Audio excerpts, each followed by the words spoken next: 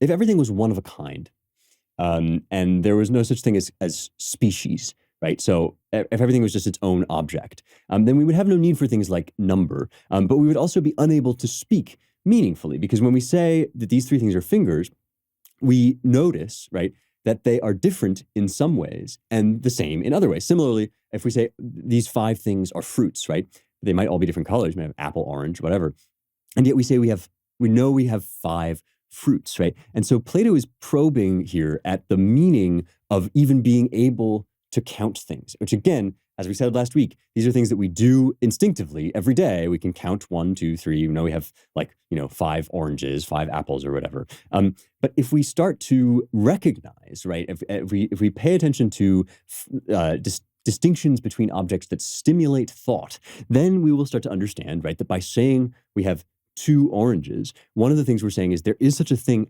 as an orange, right? And even though they are two distinct things, right? Nevertheless, they are of a category which is one. And so this actually the point of counting, right? Counting things of the same type is not just like, oh, I'm a human with a brain, but rather that actually in the nature of things, there are some similarities which are essential and some similarities which are inessential. And that gets us to the heart of where we can start to categorize it. You can sort of maybe see where I'm going here, because when I answer, this is what happened when I answered Matt Walsh's question, what is a woman, right?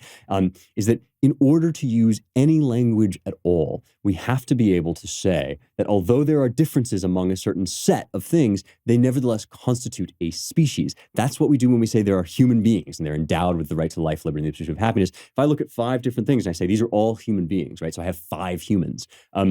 And if I then walk into another room and there's three people, I say there's three humans. One of the things I'm doing is I'm using an overarching concept of the human, right? Which enables me to do the counting at all. And this is why number, right, is the beginning of all wisdom. And it's the essence of number. It's not just like, I happen to be able to count things up, but rather I see to the core nature of what it is for there to be five things. It means that there's some things are different from other things, right? That black is not white, yellow is not green, right? And in order to be able even to count things at all, I have to be able to make those more fundamental distinctions, which have to do with what you might call the law of non-contradiction. Something can't be both a man and a woman at the same time. Something can't be a man and a horse at the same time, right? These things are what they are and not what they are not.